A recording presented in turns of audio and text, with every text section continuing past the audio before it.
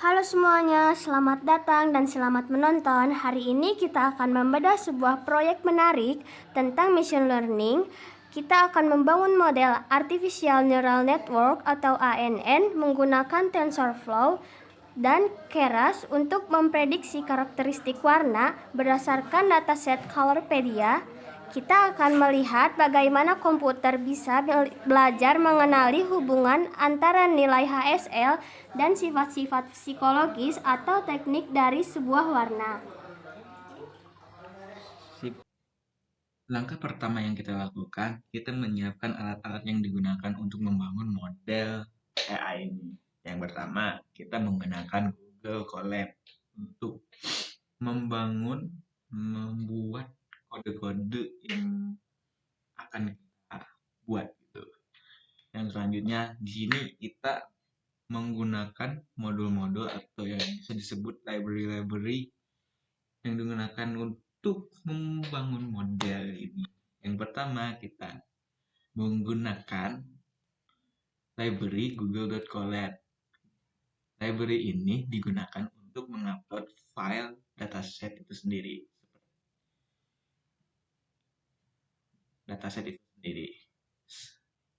Seperti yang ada di sel ini, di sini dia mengoutputkan dataset itu sendiri yang bernama colorpedia.py.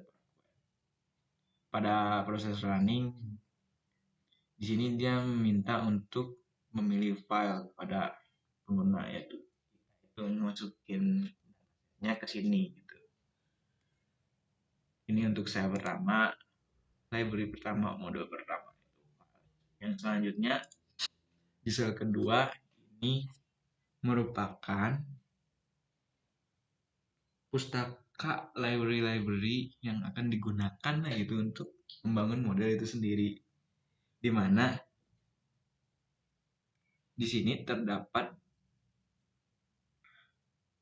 modul pandas. Modul pandas ini digunakan untuk memanipulasi data.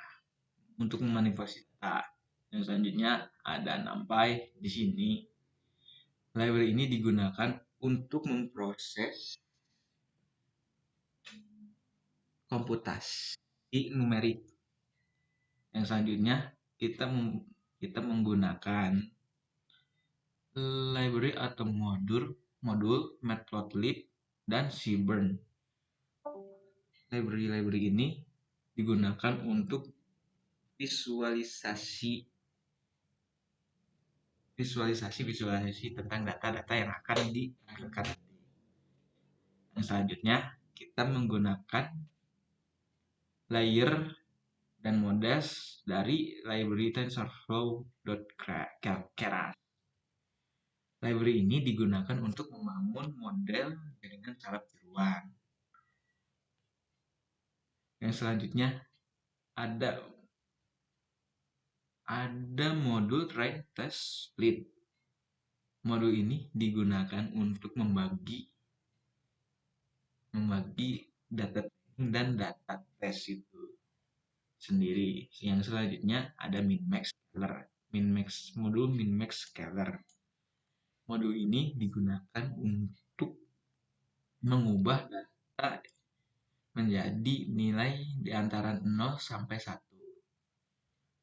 Yang selanjutnya untuk modul plot model ini digunakan untuk membuat arsitektur model jaringan saraf tiruan.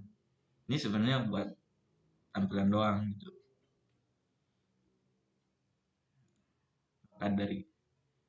Dan itulah persiapan yang kita lakukan. Itulah persiapan yang kita dan itulah yang kami siapkan untuk membangun model ini, dimulai menggunakan Colab hingga library ini. Selanjutnya kita masuk ke tahap eksplorasi data. Seperti yang di sel 1 ini kita upload gitu, kita menggunakan dataset colorpedia.parquet, di mana isi dari dataset ini mencakup data-data tentang warna, baik itu ada color name, nama color name, hex kode, kategori, description, emotion, personality, dan yang lainnya. Masih ada berapa lagi? Dataset ini cukup besar yang berisikan 100.000 entry atau berjumlah 100.000 seperti yang ada di outputkan di df.info ini. Mari kita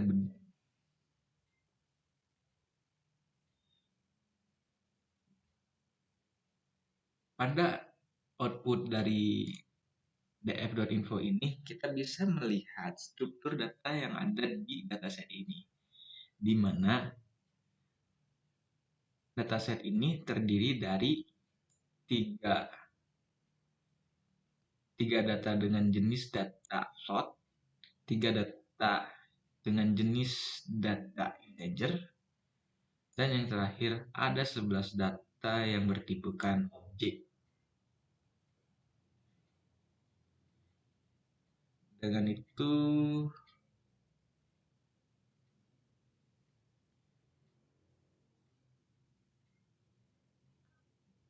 itu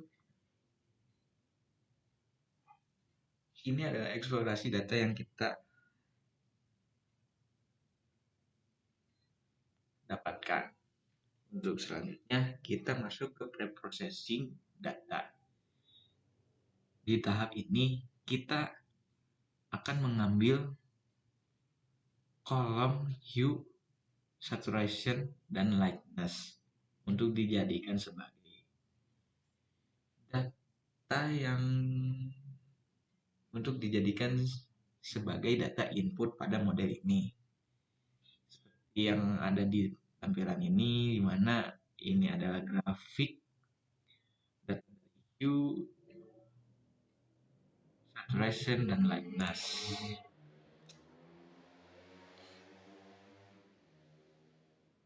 Di sini kita menggunakan variabel data untuk dijadikan wadah input gitu. Selanjutnya di sini kita akan membersihkan data ini menggunakan min-max scalar, yang artinya dataset hue, saturation, dan lightness ini akan diubah menjadi nilai data dari 0 sampai 1. Sebenarnya ini cuma itu doang.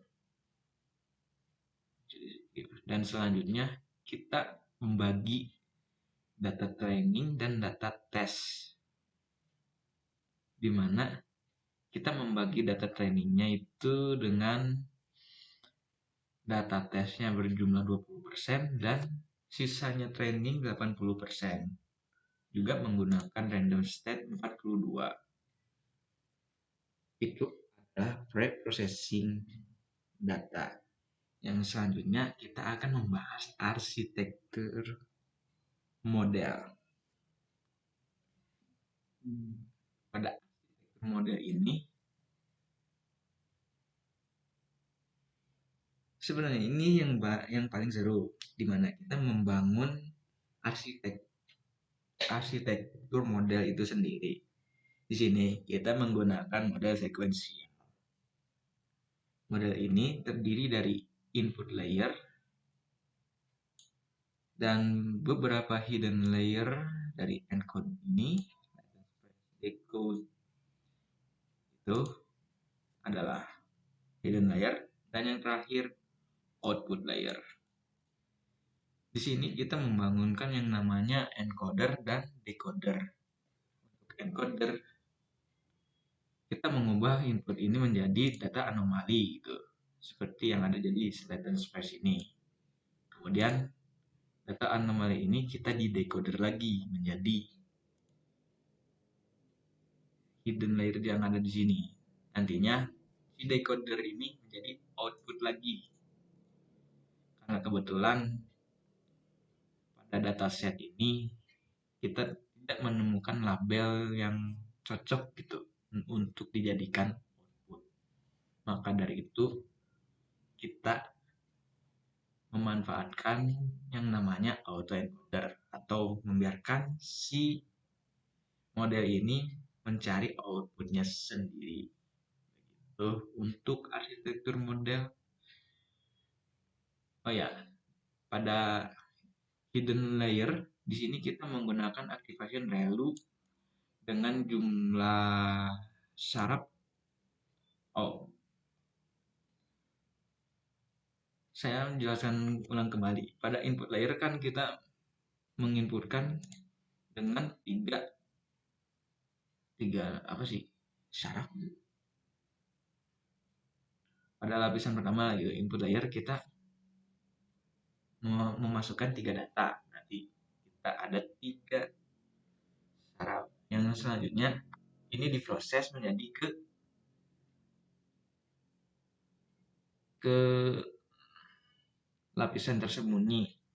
Di sini masih di tahap encoder, di mana di tahap encoder ini saat data input masuk ke lapisan pertama di sini data input ini akan memasuki ke 16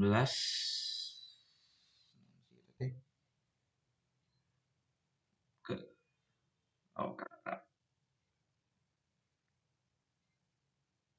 kan balikan model bro. Selanjutnya kita ke arsitektur model, di mana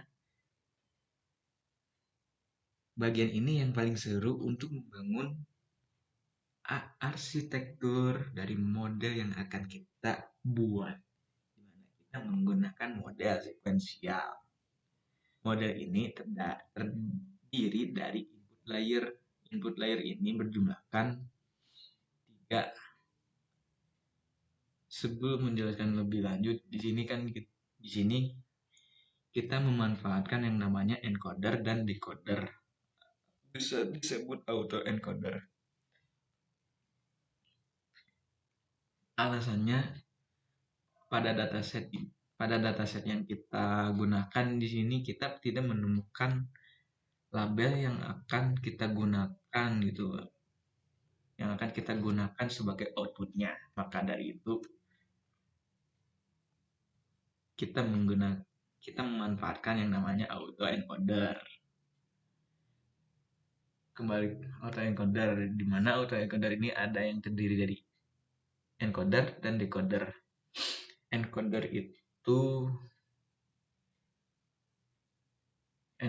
digunakan buat data inputnya itu menjadi anomali. Setelah jadi anomali, kemudian masuk ke decoder, di mana decoder ini digunakan untuk menjadi output layernya. Decoder ini digunakan untuk memproses hingga menjadi output layer gitu. Selanjutnya lanjut ke pembahasan lebih mendetail. Di sini kita mempunyai input layer dengan jumlah neuron 3 gitu. Jumlah inputnya ada 3. Lalu input layer ini akan diproses ke lapisan pertama. Pada lapisan pertama ini masih berbentuk sebuah encoder. Pada lapisan pertama ini kita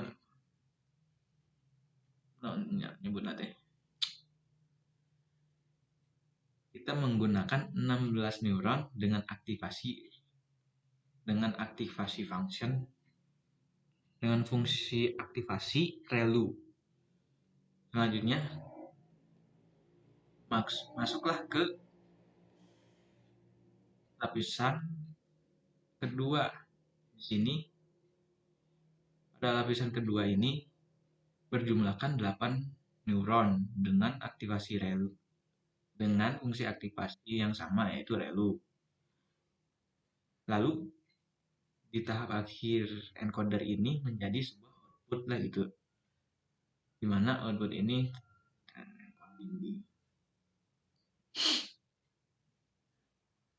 menjadi output encoder itu sendiri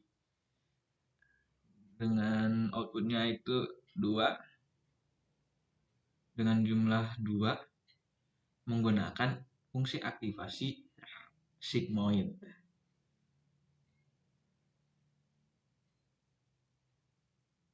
Ini untuk encodernya. Jadi